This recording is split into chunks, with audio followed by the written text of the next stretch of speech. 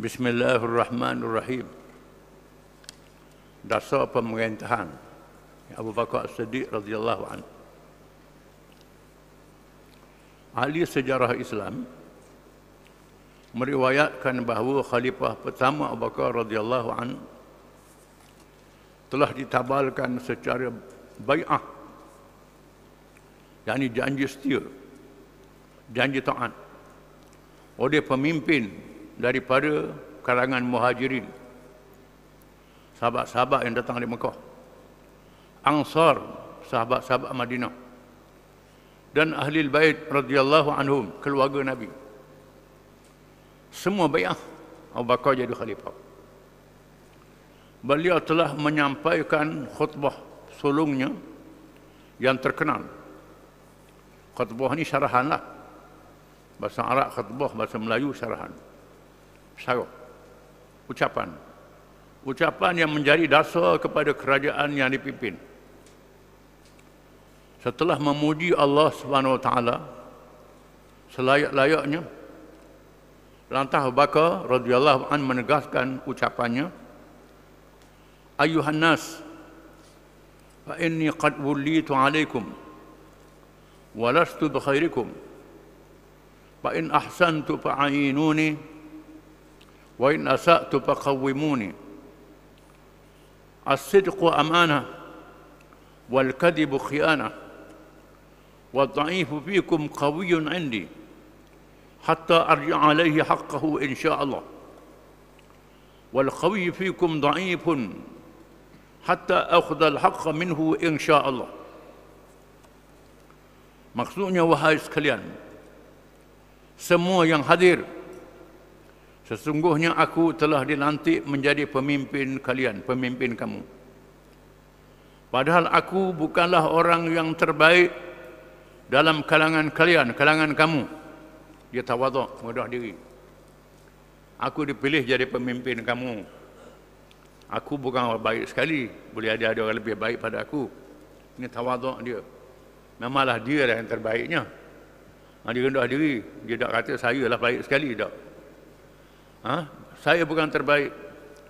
Maka jika aku berlaku baik, maka bantu dan dukunglah aku.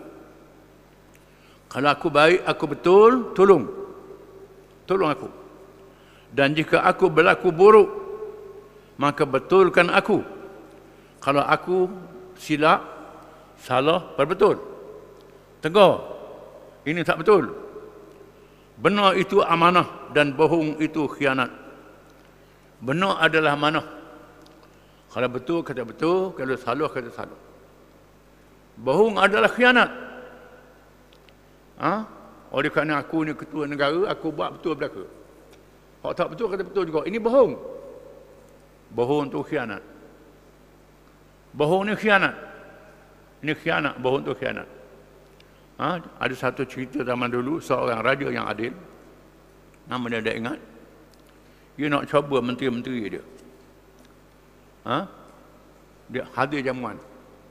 Khalifah-khalifah kerajaan yang kemudian lah. Hadir. Dia suruh khadam dia bawa botol, macam botol air wangi. Botol tu bau busuk. Bau busuk. Dia pun cium. Allah, sedap bau dia. Beri orang belah ni. Oh, sedap sungguh. Beri kat ni, sedap. Ada seorang tu kata, bau busuk. Betul memang dia. Lain pelawak mereka. Allah, matang hok ketua kata betul belaka. Ini bohong. Tak boleh jangan bohong. Dia uji begitu. Orang yang lemah dalam kalangan kamu, kalian menjadi kuat di sisiku, sehingga aku mengembalikan haknya. Orang yang lemahnya tindah dorang di kalanganmu, kuat padaku. Ada yang kena unyanya, kena zalim, mari berjumpa dengan aku. Aku akan kuatkan dia. Aku bela dia.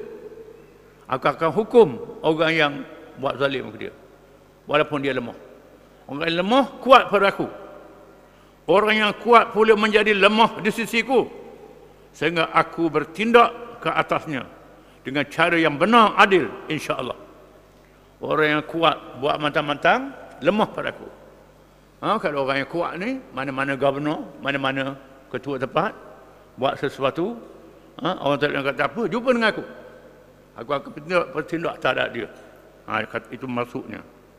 La yada'u, bukan la yada'u, la yada'u qaumun. Baris atas dah. La yada'u qaumun al-jihad fi sabilillah illa darabahumullahu bidh-dhull wa la tashi'u al-fahishatu fi qaumin illa ammahumullahu al-bala. Ati'uni ma ata'tu Allah wa rasulahu fa idza 'asaitu Allah wa rasulahu fala ta'ata li 'alaikum qumu ila salatikum yarhamukumullah. Tidaklah suatu kaum yang meninggalkan kewajipan jihad menegakkan Islam kecuali Allah akan menimpakan kehinaan ke atas mereka. Mana-mana kaum yang meninggalkan kewajipan perjuangan menegakkan Islam, kaum itu akan jadi hina. Akan jadi hina. Merempat. Ini berlaku pada kaum Bani Israel. Bagi contoh. Bani Israel ini bila Tuhan menangkan dia dengan mukjizat Nabi Musa, Firaun dan tentera ditenggelamkan dalam laut. Katuk tukar di laut terbelah jadi lorong. Mereka selamat dengan mukjizat. Kemudian Firaun kejar, laut takut semula. Binasa tentera Firaun. Setelah mereka berjalan-jalan, Allah Ta'ala suruh mereka pergi ke Palestin. Palestin ada hari inilah. Masa tu yang perintah Palestin kaum Jabarin.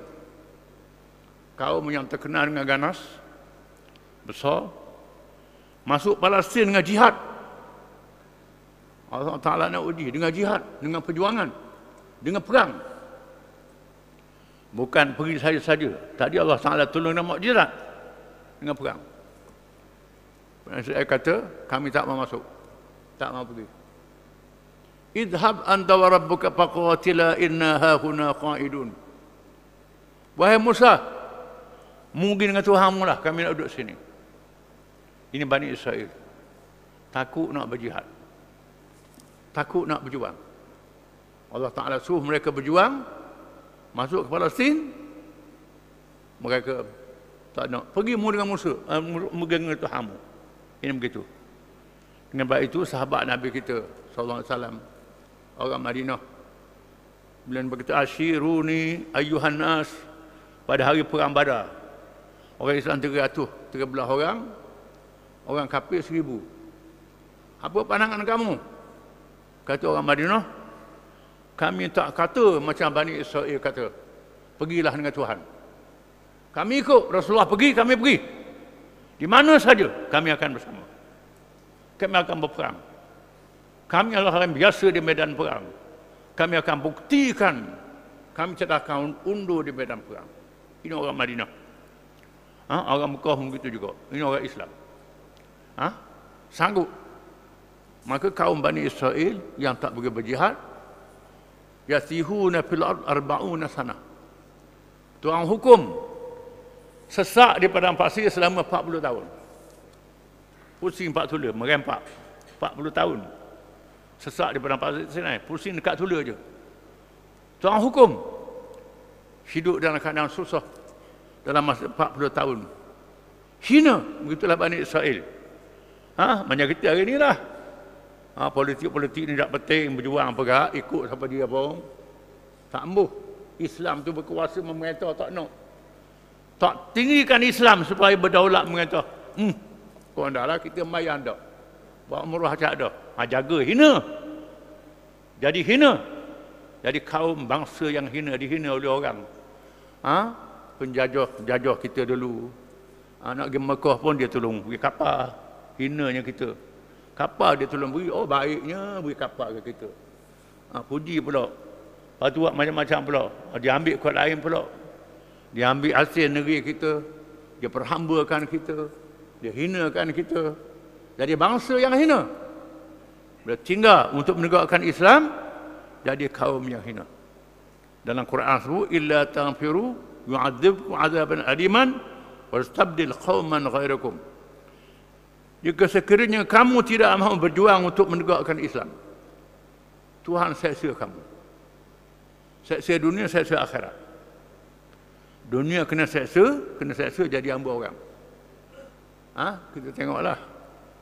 Zaman dulu kita tengok orang kaum asing datang ke sini, kerja akut tahi, kerja estate. Kerja estate. Kemudian kita duduk leka, akhirnya dia jadi maju, jadi kuat, jadi gagah, dia berjuang, dia naik, kita pula akut tahi pula. Hinalah tu.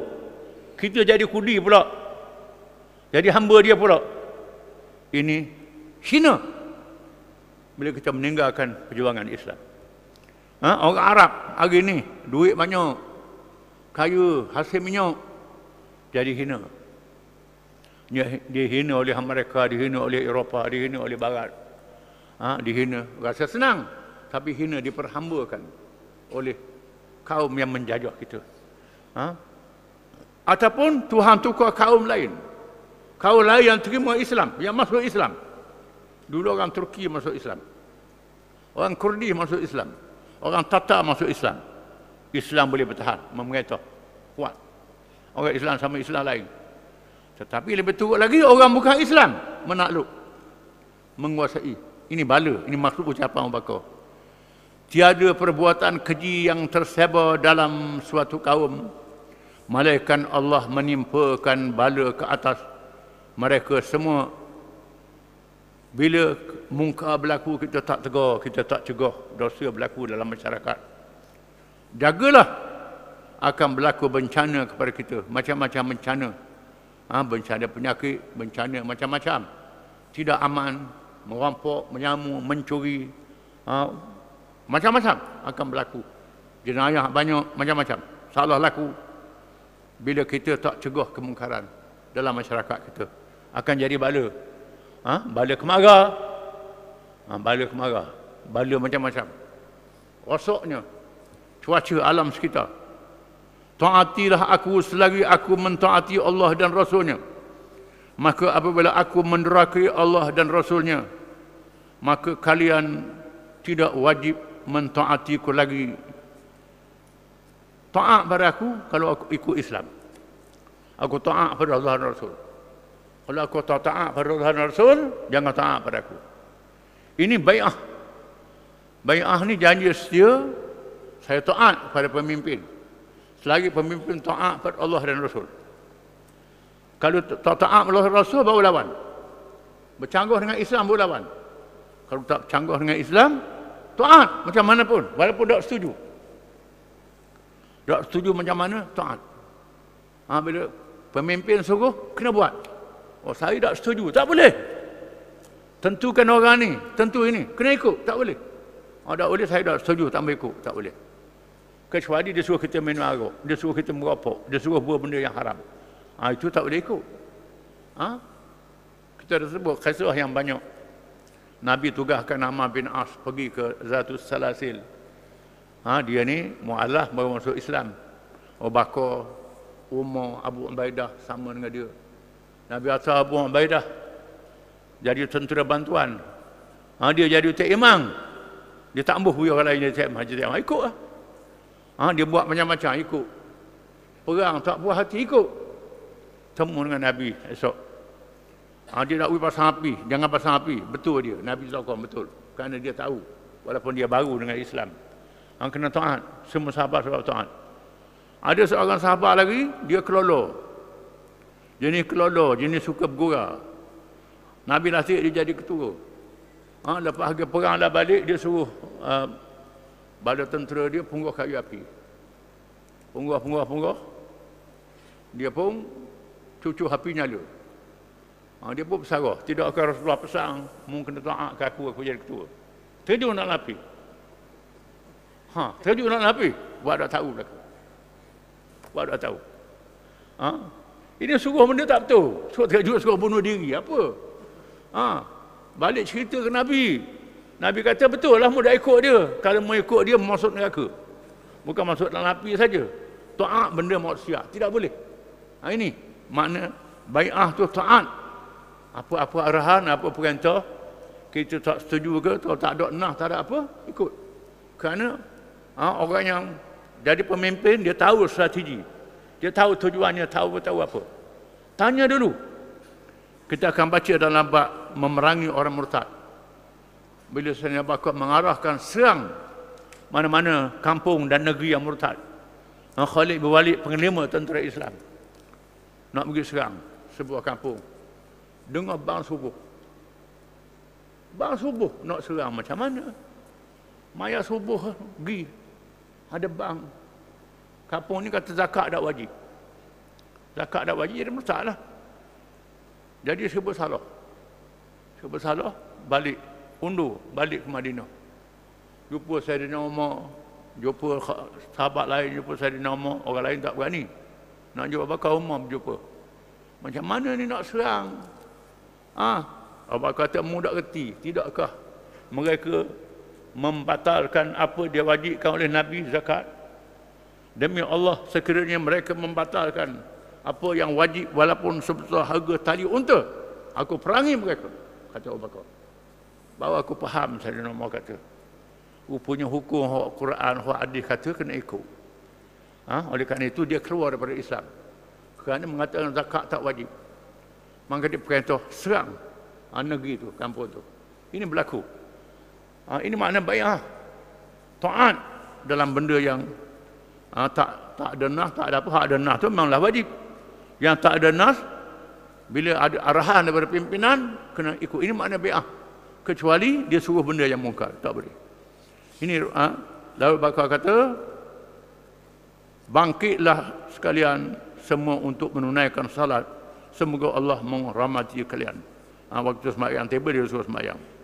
Ibn Katsir Al-Bidayah wan Nihayah, dia sebut dalam kitab ini. Terlalu banyak pengajaran yang dapat diambil daripada ucapan di atas. Wallahu a'lam.